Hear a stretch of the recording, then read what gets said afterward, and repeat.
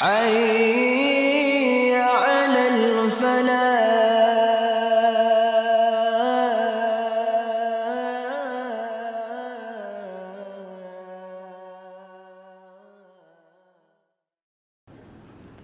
Alhamdulillah nahmaduhu wa nasta'inuhu wa nastaghfiruh wa na'udzu billahi min shururi anfusina wa min sayyiati a'malina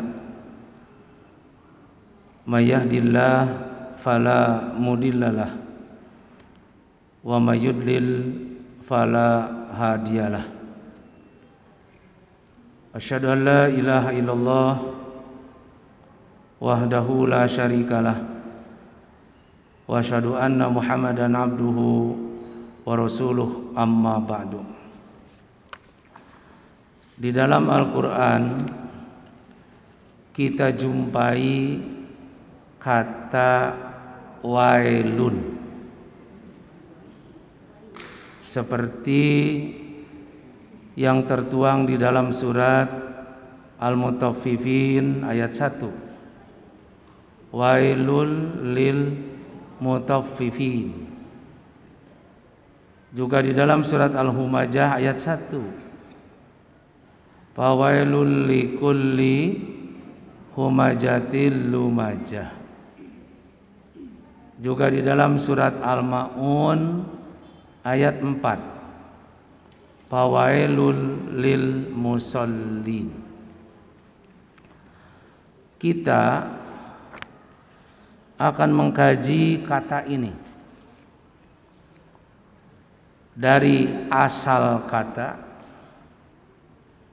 makna kata, bagaimana hadis menerjemahkan kata al-wail itu, lalu bagaimana Al-Quran memaknai kata wailun. Kata wailun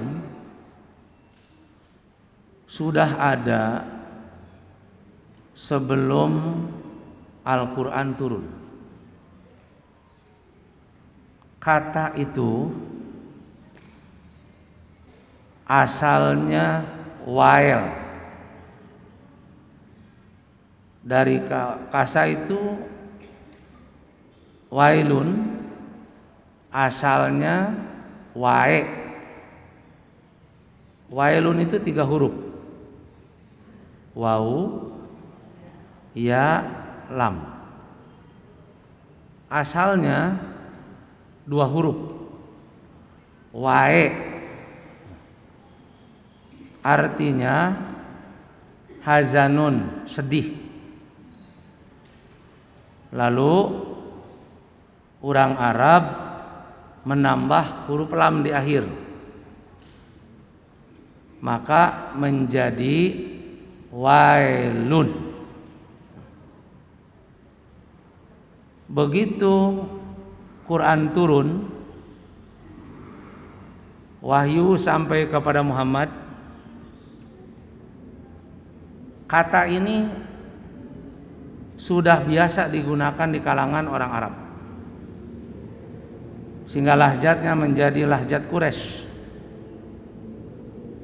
Maka kata wailun digunakan di dalam Quran oleh Allah Subhanahu wa taala. Apa makna berikutnya? Selanjutnya dari kata wailun bermakna al-halakatu, kebinasaan, kecelakaan, kehancuran, kerugian.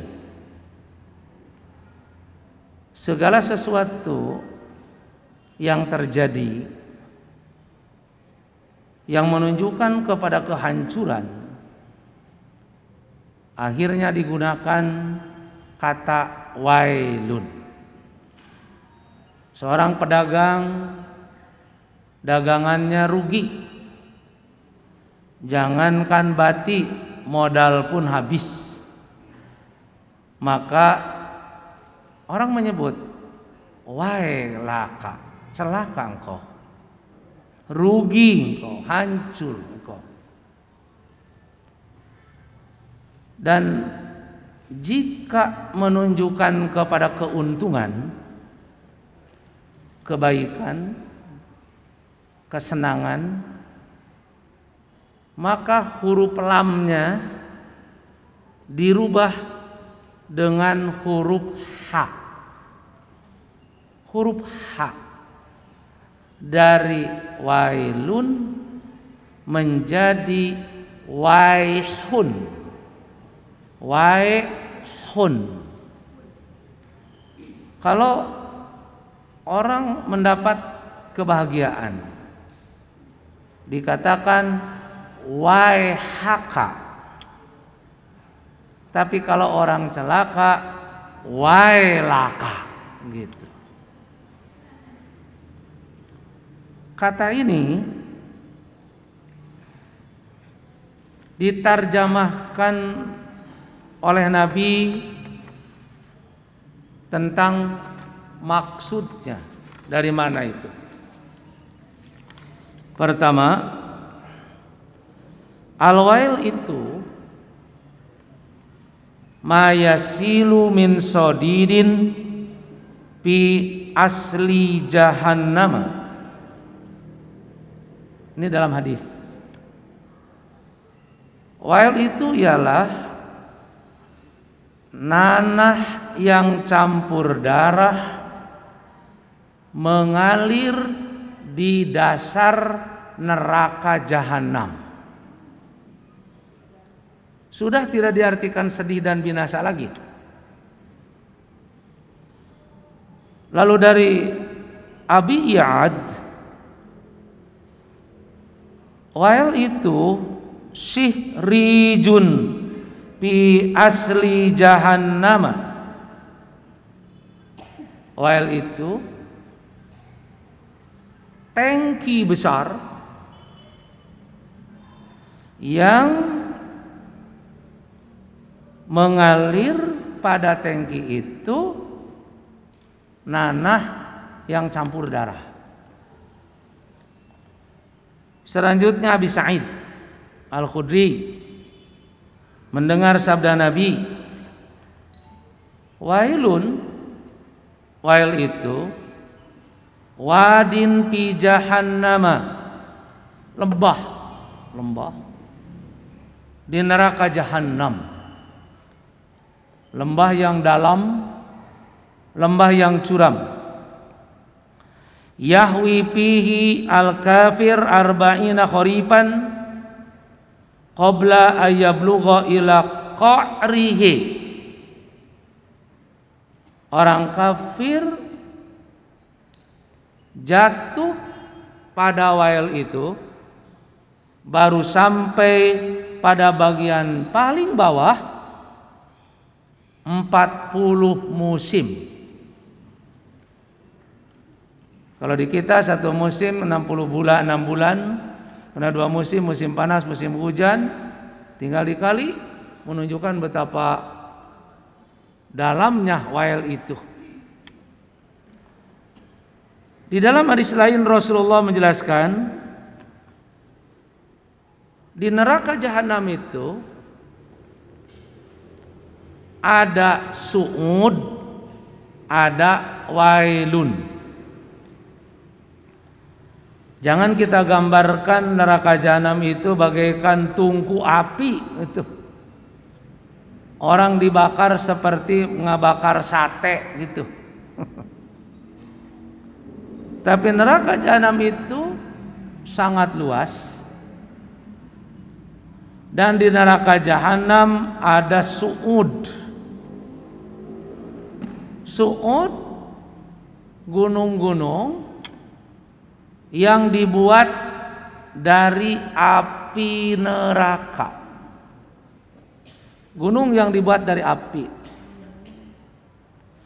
yang apabila orang naik ke atas, sab'ina kharipan, 70 musim baru sampai ke atas, turun 70 musim, lalu andai kata ke bawah dari gunung itu ada wail, di atasnya su'ud, di bawahnya wail. Jadi wail dengan demikian bukan nama khusus satu neraka yang kadang kita suka menerjemahkan wailun neraka wail gitu.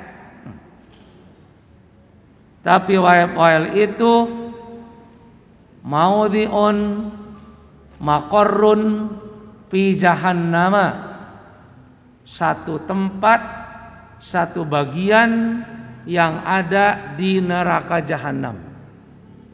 Bagian saja. Karena tidak ada neraka yang paling luas, paling dalam kecuali neraka jahanam.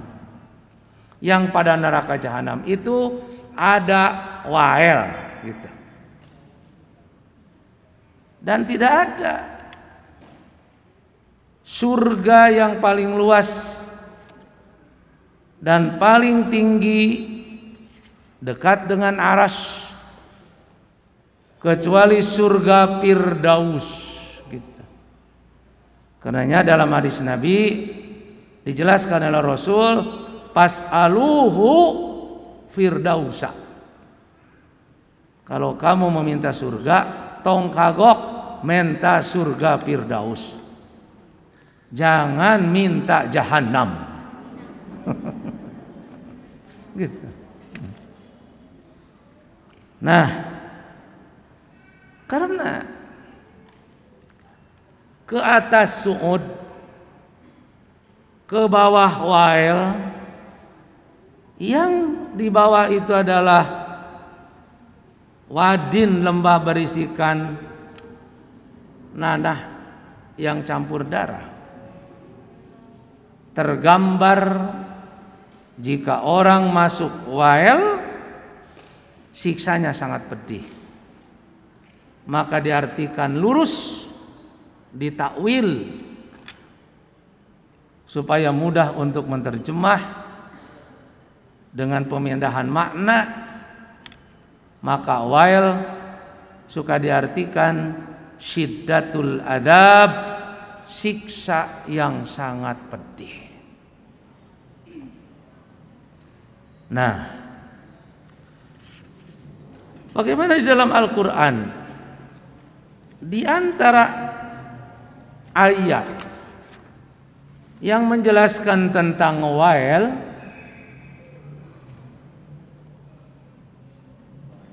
Allah menjelaskannya di dalam surat Al-Ma'un. Surat apa Al-Ma'un itu? Al-Ma'un. Surat apa Al-Ma'un teh, Bu? Aro'aita. Orang suka menyebutnya surat Aro'aita lantaran mimitina Aro'aita alladzi, padahal di atasnya bukan surat Aro'aita, diberi namanya surat Al-Ma'un. Apa Al-Ma'un itu? Al-Ma'un itu al-manafi al-yasirah, yang kecil tapi bermanfaat. Di dalam Al-Quran ada surat Al-Ma'un yang bermakna yang kecil tapi bermanfaat. Ini mengandung tarbiyah bagi kita.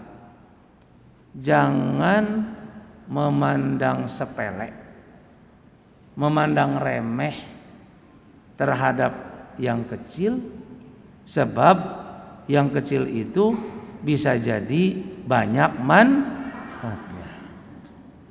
Itulah Al-Ma'un.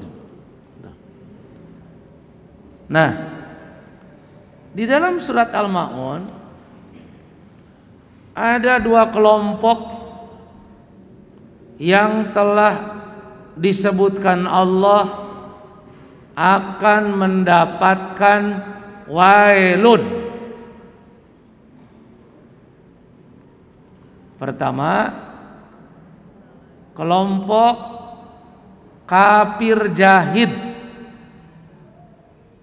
orang yang betul-betul menolak, tidak iman. Kafir jahid. Ayat 1, ayat 2, ayat 3 surat Al-Maun. Dibagi dua surat Al-Maun itu.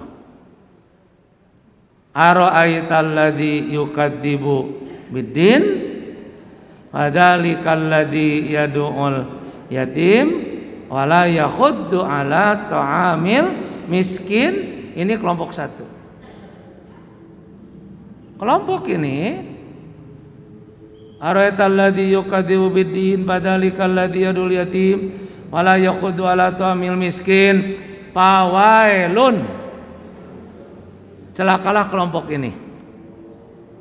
Jadi fawailunnya ke depan. Ke depan. Sebab di sana ada huruf fa. Fa itu fa jawab.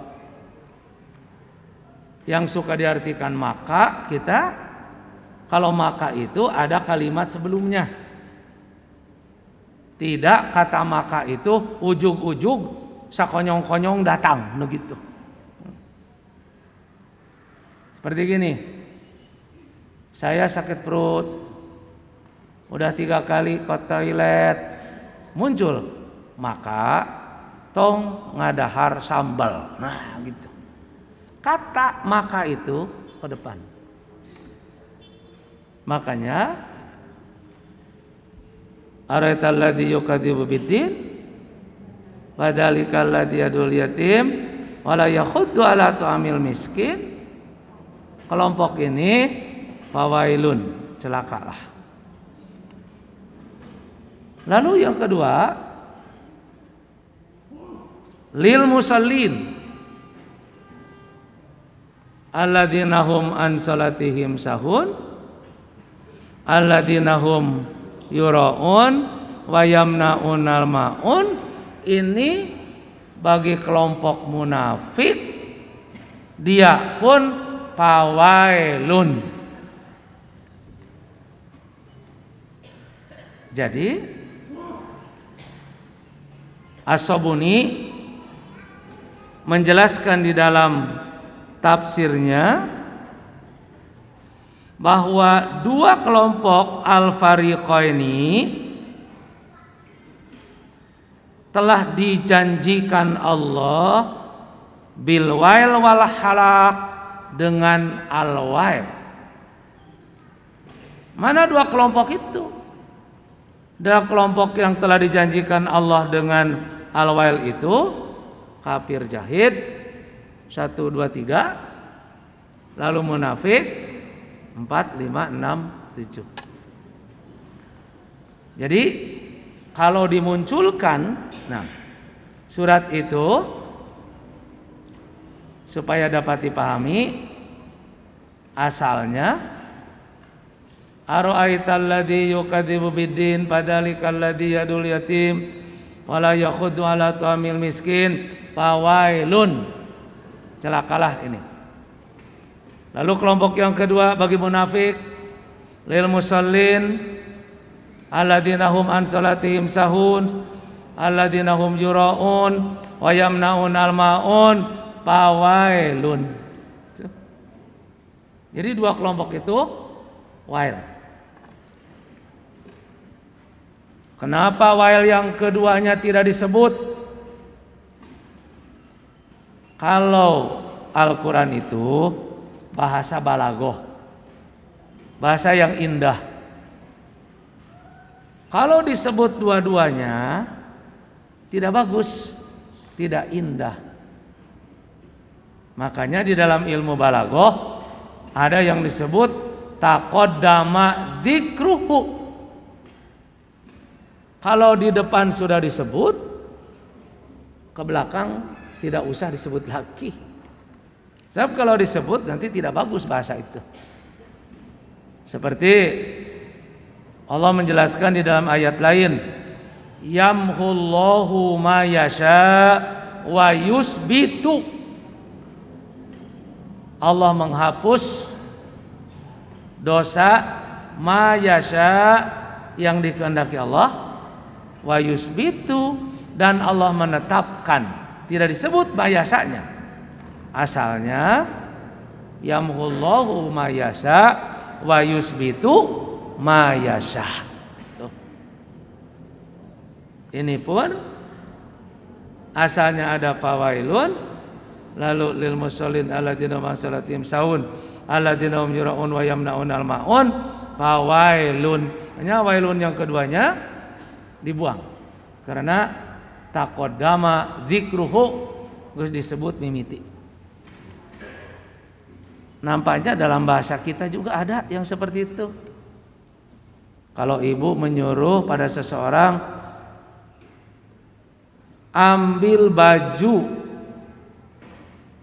dan celana, selesai. Padahal asal katanya ambil baju dan ambil celana. Kunaon kata ambil tidak ditunggang disebut lagi yang kedua untuk meringkas. Nah, kita awali bagi kafir jahid yang akan mendapatkan wailun. A. Ro'aita. A-nya takjib, untuk membuat orang menjadi heran, taswik, ada kepanasaran ingin tahu. Makanya aro'aita, apakah engkau tahu?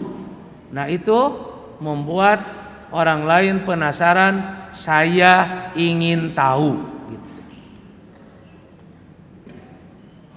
Siapa orang yang mendustakan ad-din? Ad-din, As-Sabuni menafsirkannya al-jaza wal hisab bil akhirah. Orang yang mendustakan, tidak percaya, tidak iman adanya hari pembalasan, adanya hari hisaban di akhirat, ad-din.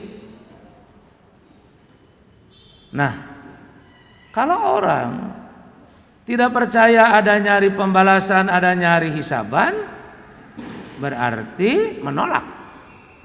Kalau menolak berarti kafir, karena tidak ada kepercayaan di dalam dirinya yang sebenar-benarnya, maka kafirnya menjadi kafir jahid, karena tidak percaya akan adanya hari pembalasan dan hari hisaban. Ayat kedua, sifat daripada kafir jahid itu, selain tidak percaya akan adanya hari pembalasan dan hari hisaban, padzalikal ladzi yad'ul yatim. Ayat ini ngait dengan ayat yang pertama.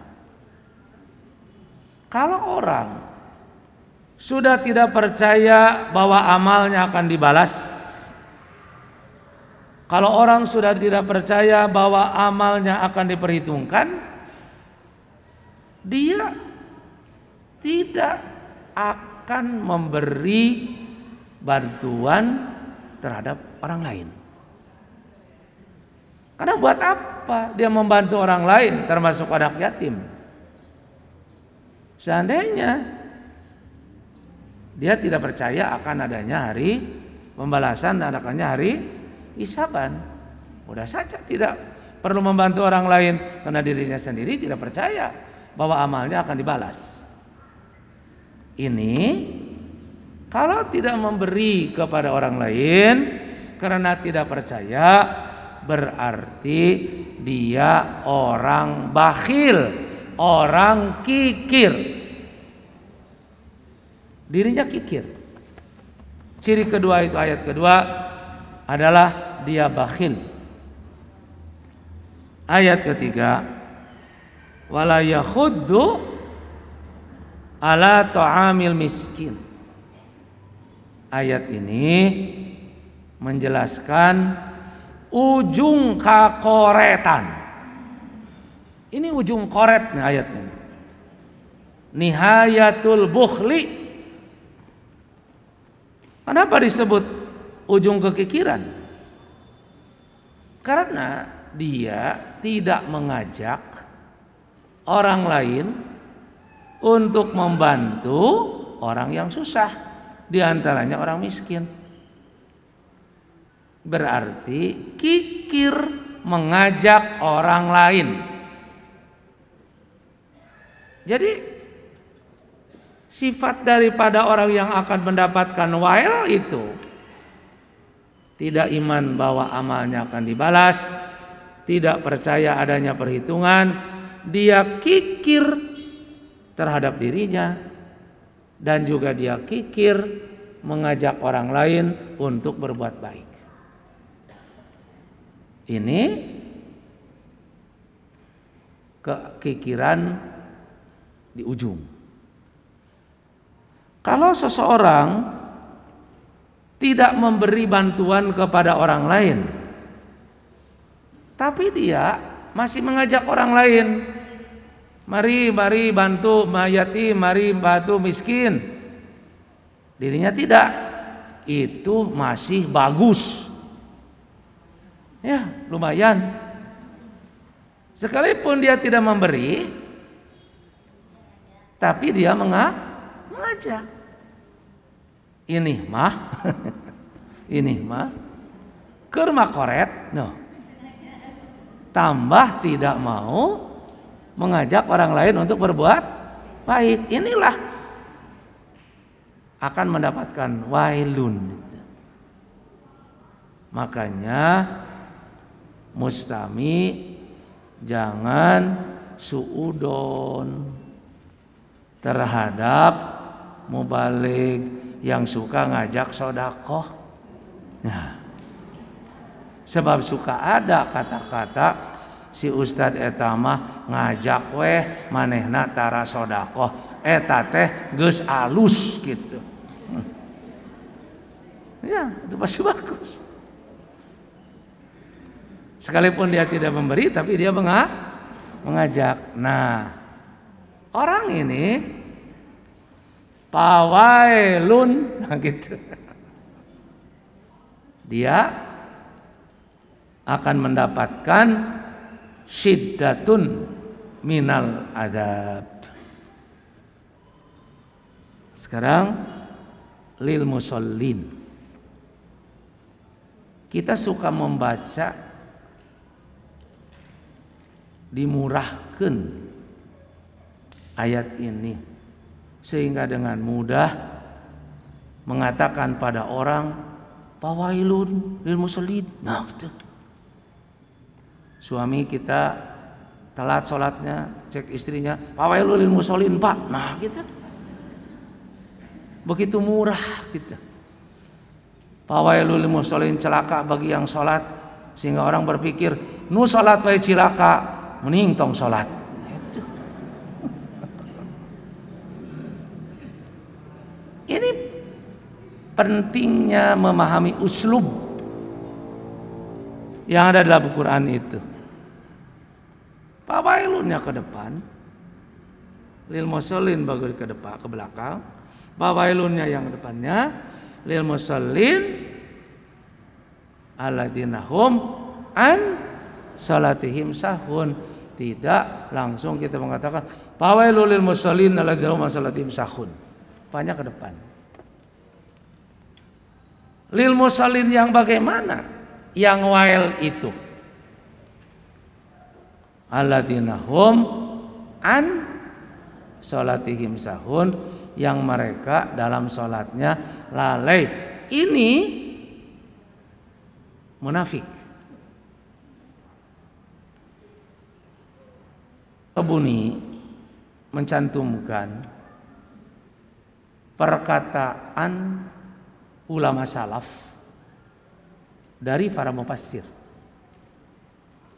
Yang menurut para mufassir, alhamdulillah an salatihim sahun.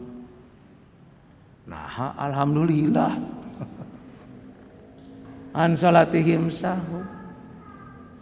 Alhamdulillah karena pakai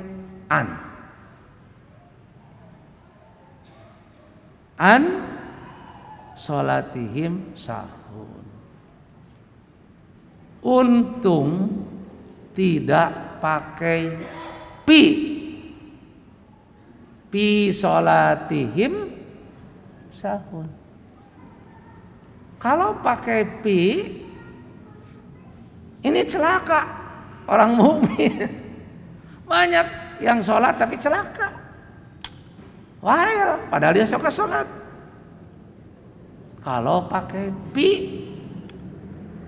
untung pakai an, berarti orang mukmin sholatnya tidak celaka. Sekalipun dia suka lalai, tapi yang celaka itu sholatnya orang munafik karena pakai an itu. Karenanya di dalam surat Al-Mu'minun ada ayat yang menjelaskan begini. Qad aflahal mu'minun alladzina hum fi salatihim atau an salatihim. Nah, coba Al-Mu'minun. Qad aflahal mu'minun. Berbahagialah orang mukmin. Alladzina hum fi atau an? Fi. Coba buka, Bu. Nah, ulah pabelit ya. Qad aflahal mu'minun alladzina hum fi salatihim. Jadi untuk orang mukmin nafi, tapi untuk ini an salatihim sahun pakai an. Jadi kalau lil musallin alladzina hum fi salatihim sahun, kata ahli bahasa, waduh, semua orang mukmin berarti celaka sekalipun sholat. Makanya untung pakai an. Tuh hebat bahasa Quran, sekalipun satu kata yang membedakan itu membedakan arti dan membedakan maksud. Nah, apakah orang mukmin itu suka lalai dalam sholat? Suka. Ya. Apakah orang munafik suka lalai? Suka. An sholatihim sahun. Orang mukmin pun dalam sholat suka lalai. Apa buktinya? Buktinya ada sujud lalai. Orang suka menerjemahkan sujud sahwi adalah sujud lupa. Padahal sahwi itu sahun, lalai. Ketika dia sholat karena pikirannya kemana saja, akhirnya lalai, maka lupa atahiyat awal. Nah, di akhir lakukan sujud lalai 2 kali. Dia lakukan sholat subuh, lantaran masih tunduh, maka lalai sholat subuh 5 rakaat. Kelebihan rakaat, maka dia lakukan sujud lalai 2 rakaat. Nah, bagaimana perbedaan antara sahunnya orang mukmin dengan sahunnya orang munafik. Jadi fi salatihim sahun dan an salatihim sahun. Mufassir menjelaskan bahwa sahunnya orang munafik, fa inna sahwal munafiki syahwu tarkin.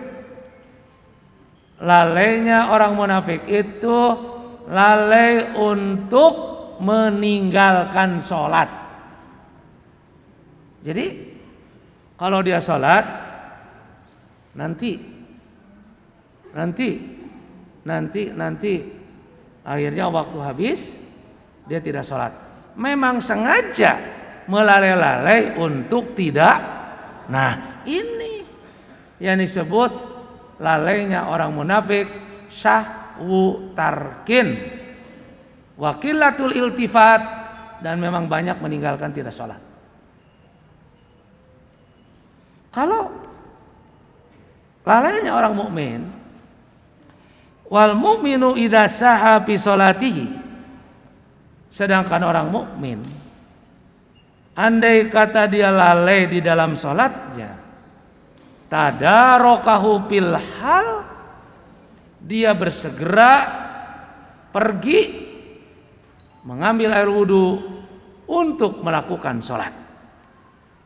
Jadi ada kesadaran di dalam diri lalai dan ada rasa takut tidak sholat, lalu dia cepat mengambil air wudhu dan melakukan sholat. Yang ini sekalipun sholat hampir di akhir waktu, As-Sabuni menjelaskan tidak termasuk orang yang mendapatkan wailun.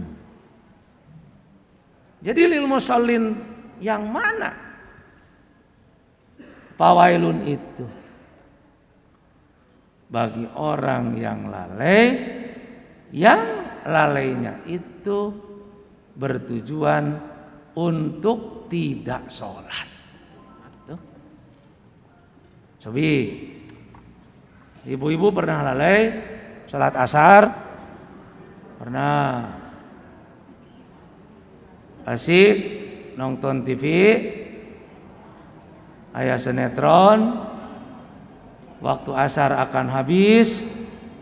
Kalau kita melakukannya mengakhir-akhir sholat, lalu sholat tidak dilakukan, tidak ada rasa takut karena tidak melakukan sholat, itu berarti masuknya kepada kelompok ini. Tapi jika kita melihat waktu akan habis, kita segera untuk melakukan sholat, maka perbedaan antara fi dan an itu kita tidak termasuk ke sini. Makanya fawailun itu tidak dipandang murah, dengan mudah dikatakan kepada orang. Nah, Nabi Sulaiman tentu seorang mukmin. Dia rasul, dia nabi. Apa Nabi Sulaiman pernah lalai? Pernah. Berarti orang mukmin pun suka lalai. Nabi Sulaiman saja lalai. Itu dijelaskan di dalam surat Shad ayat 30 sampai dengan ayat 33. Nabi Sulaiman diberi warisan kuda oleh bapaknya Nabi Daud. Kuda itu sangat lucu, bagus, dan kuda itu sangat keras.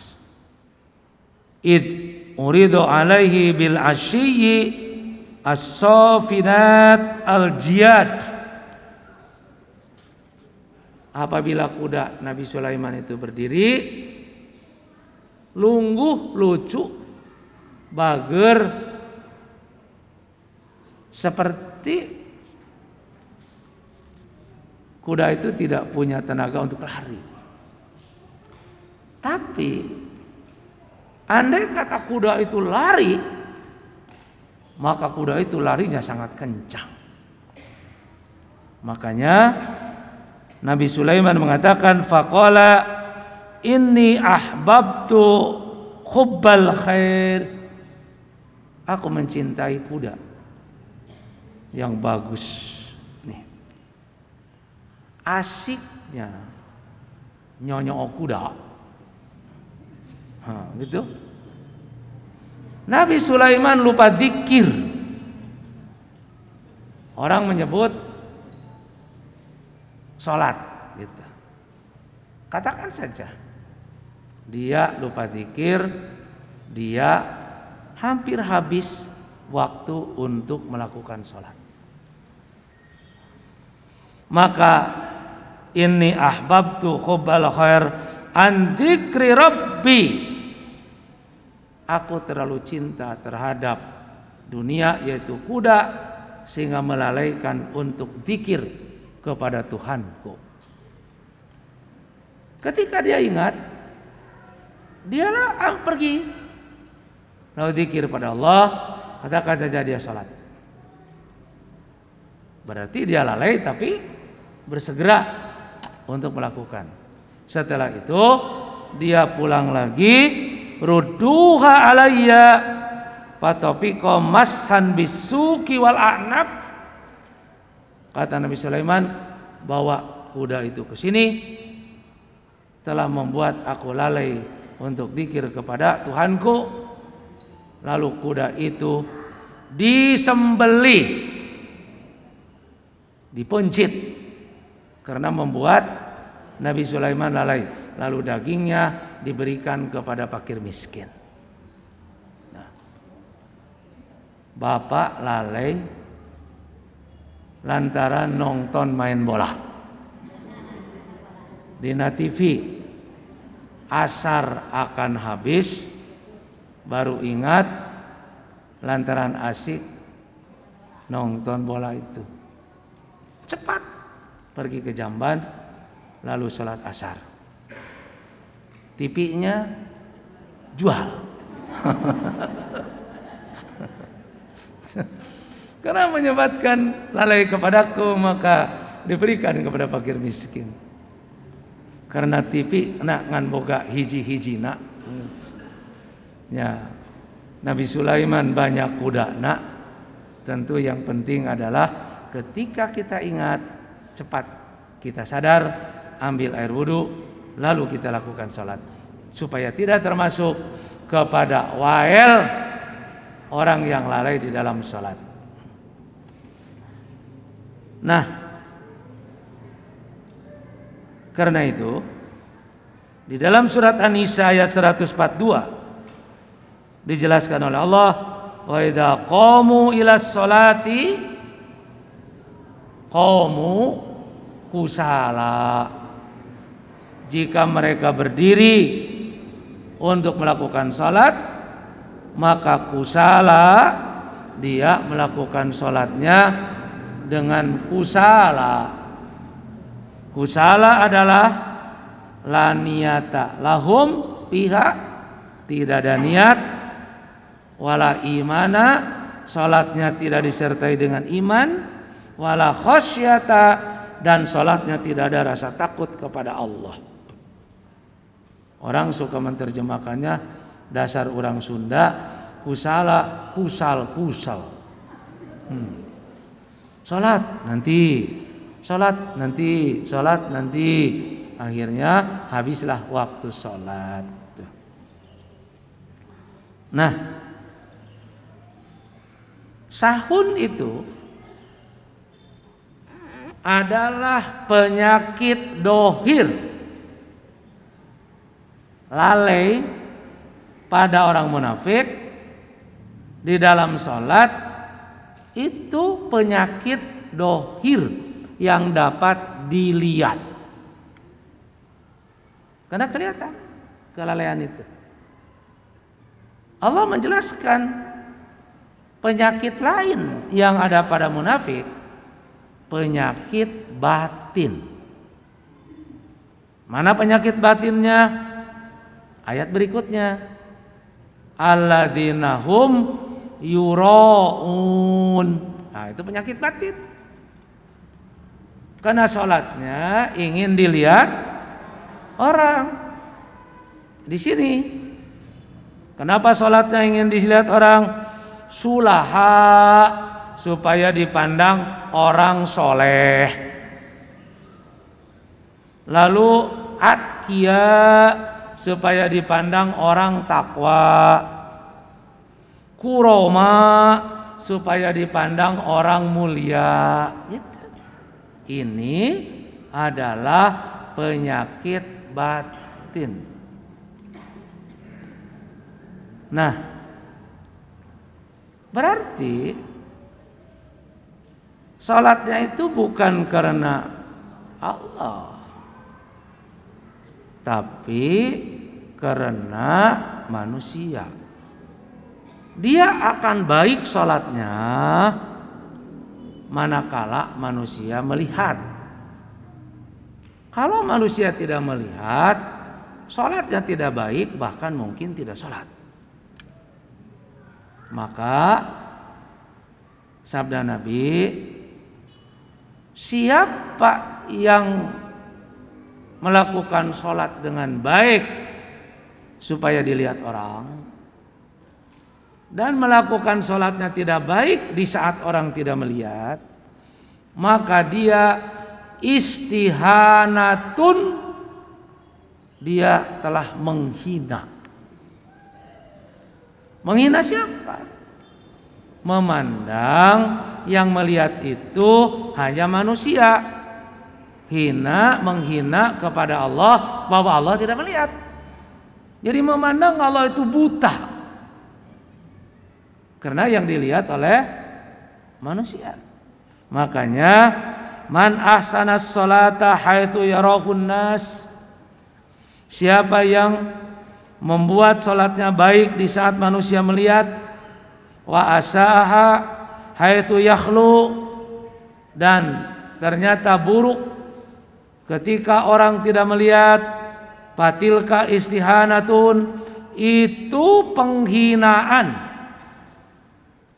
Istihanun biha rabbahu, dia menghina Tuhannya. Padahal Allah itu adalah maha melihat. Jadi dia melakukan sholat itu ingin dilihat orang. Ini sholat yang seperti ini namanya sholat taqiyah. Apa sholat taqiyah itu? Sholat taqiyah adalah sholat untuk membersihkan diri, menyelamatkan diri, menjaga diri agar tidak disebut oleh orang lain orang tidak sholat. Itu taqiyah namanya. Kadang-kadang seorang pencuri dia berbohong untuk menyelamatkan diri agar tidak ditangkap. Tidak, saya tidak mencuri. Itu taqiyah. Ada banyak orang yang melakukan taqiyah dalam perkataan. Bisa saja mungkin seorang suami, seorang istri juga taqiyah terhadap istrinya, itu kan ya. Atau juga terhadap suaminya. Tapi bagi orang munafik, salatnya salat taqiyah agar untuk melindungi diri supaya tidak disangka oleh orang lain adalah orang yang tidak suka sholat. Pertanyaan, karena sholatnya ingin dilihat orang, bagaimana kalau orang tidak melihat? Kan sholatnya ingin dilihat orang. Kumaha lamun orang tidak melihat? Kalau orang tidak melihat, berarti tidak sholat. Sholat kalau orang melihat. Karena itu ada dua sholat yang sering tidak dilihat orang. Orang tidak melihat dalam dua sholat ini. Dan orang munafik tidak sholat karena orang tidak melihat. Sholat yang mana? Sholat waktu gotamah dan sholat waktu golasah. Apa itu gotama? Gotama itu awal malam, terus sampai tengah malam, lewat tengah malam menjelang subuh, itu adalah gotama. Sholat ini sholat isya. Pada sholat gotama orang tidak melihat, maka orang munafik meninggalkan sholat isya. Jika dia tidaknya isya tidak malam tadi, dia jawab isya. Kapan kamu isya? Ketika kamu tidur. Nah, orang tidur tengah malam, ya tidak melihat orang lain salat. Waktu golasa, waktu subuh. Makanya orang munafik juga suka meninggalkan salat subuh ini. Subuh tidak tadi, subuh. Kapan kamu subuh? Ketika kamu masih tidur. Nah, jadi itu salat isya karena orang lain tidur. Ketika tidur tidak melihat. Tidak salat subuh karena orang lain masih tidur, juga tidak melihat. Maka kedua salat ini sering ditinggalkan sabda Nabi oleh orang munafik. Rasulullah menjelaskan, asqalus salat alal munafikin, salat yang paling berat bagi orang munafik, salatul isya wa salatul fajri, salat isya dan salat subuh. Walau ya'lamuna ma fihi ma la tauhuma walau habwan, kalaulah mereka tahu besarnya pahala yang ada pada sholat isya dan sholat subuh, mereka akan datang ke masjid, ke tempat sholat untuk melakukan sholat sekalipun sambil merangkak. Kok kenapa pahalanya besar? Karena pada sholat ini kita mesti berperang dengan hawa nafsu. Mau sholat isya kaburu tunduh, maka berperang di sana. Isya tidur, isya tidur. Nah, tidur jadi munafik. Ketika mau subuh masih tunduh, bangun atau tidur, subuh atau tidur. Di sini perang.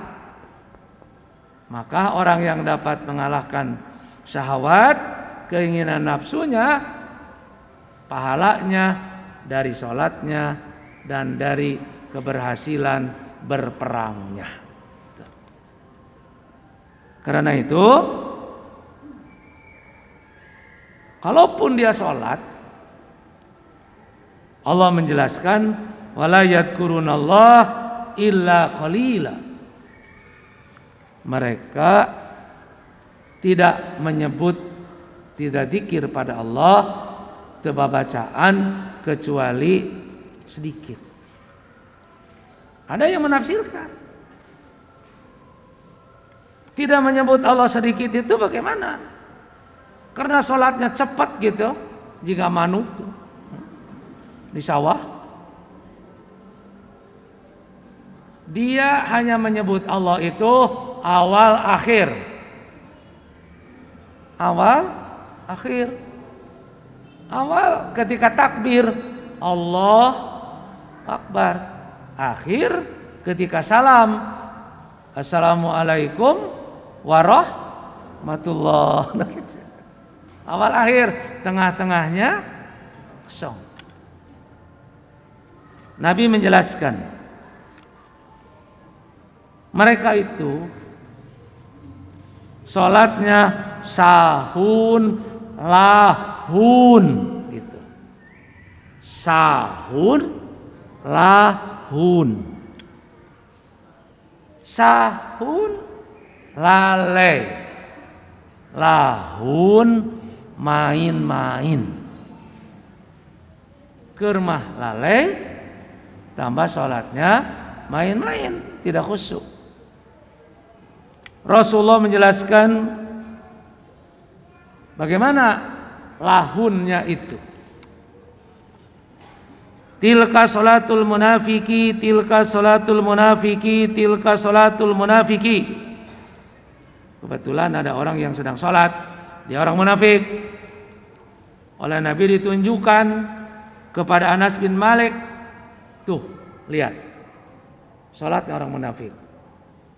Sholat dia. Bagaimana cara sholatnya? Ya jelisu yakrubu syamsa. Dia duduk memperhatikan matahari. Jadi lama rek sholat teh, lihat dulu matahari.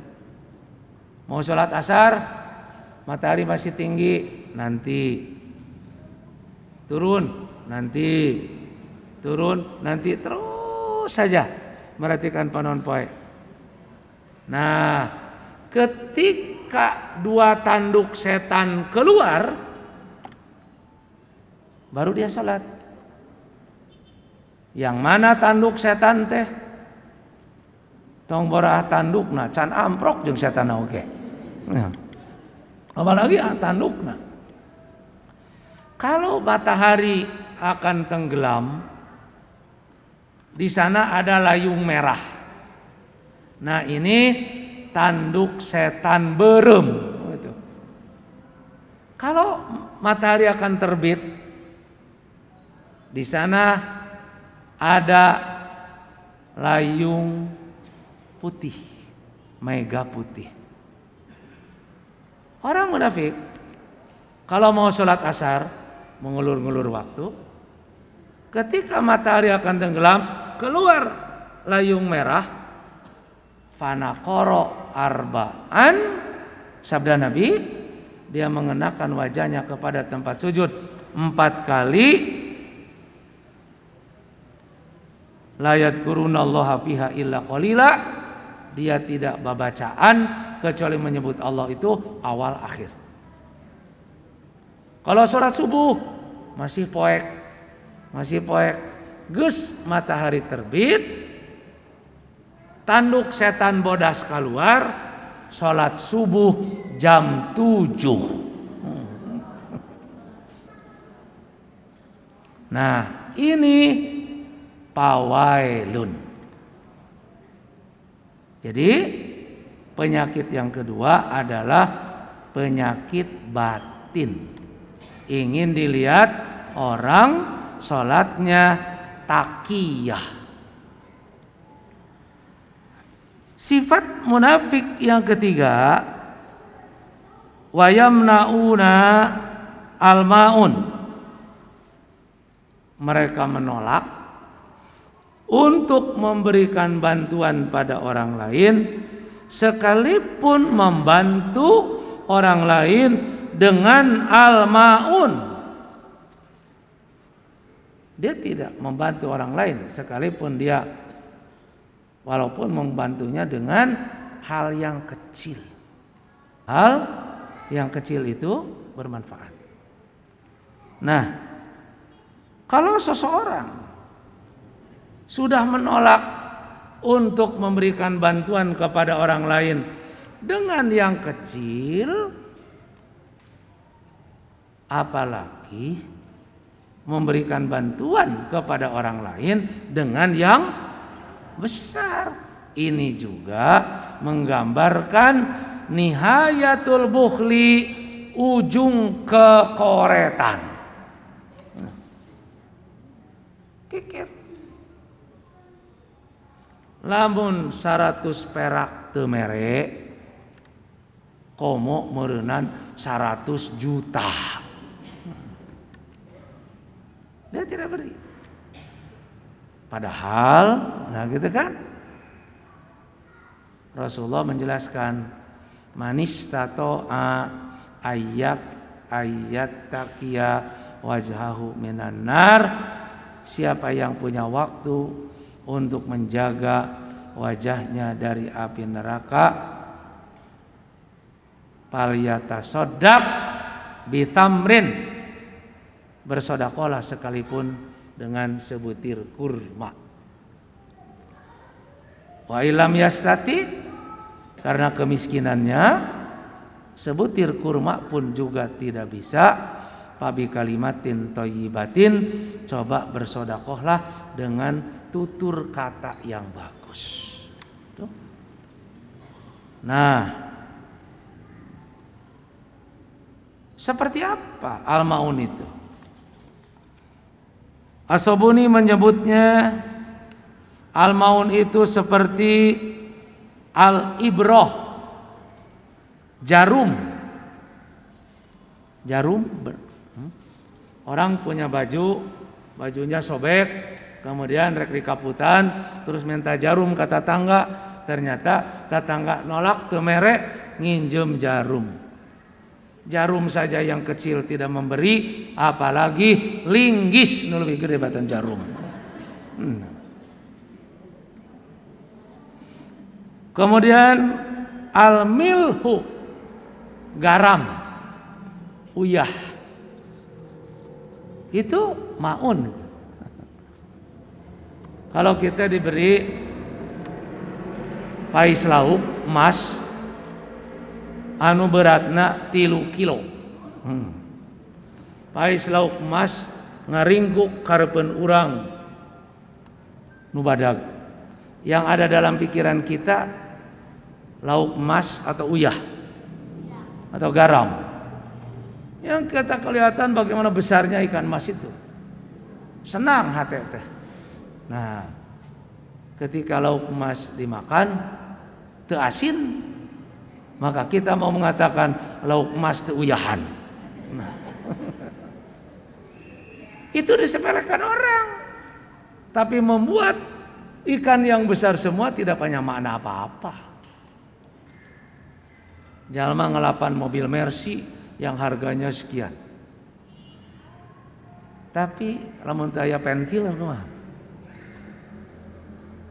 maka tidak bisa menyepelekan hal kecil, karena yang kecil itu justru sangat bermanfaat bagi yang lain.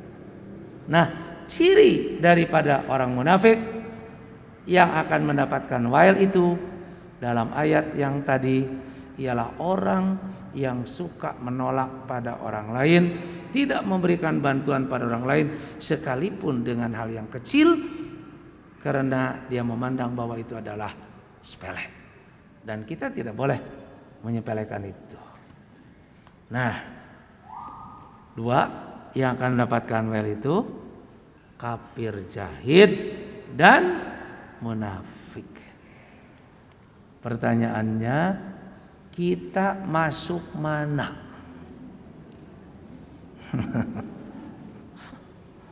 Ya, saya berpikir kita tidak termasuk kepada kafir jahid, karena kita iman akan adanya hari pembalasan, harinya hari hisaban.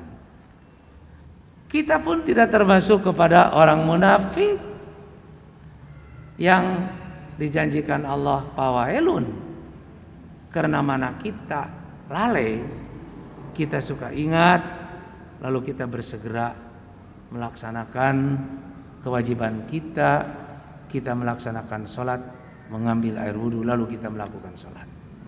Karena itu bercermin kepada kata wailun yang diambil cerminnya dari surat Al-Maun. Pagi ini kita senang. Pagi ini adalah kita senang karena lalai kita bukan lalai yang dijanjikan fawailun. Kalau boleh saya tambahkan, kita senang lagi pagi ini karena corona hampir selesai. Padahal sebelumnya banyak orang yang sakit karena corona, banyak yang meninggal karena corona. Begitu banyaknya di tempat penguburan itu kuburan-kuburan orang yang wafat oleh corona. Tapi kita dihantarkan oleh Allah sampai hari ini masih bisa ngaji dan kita sesa corona. Terima kasih. Aku qauli hadza astagfirullah li wa lakum. Wassalamualaikum warahmatullahi wabarakatuh.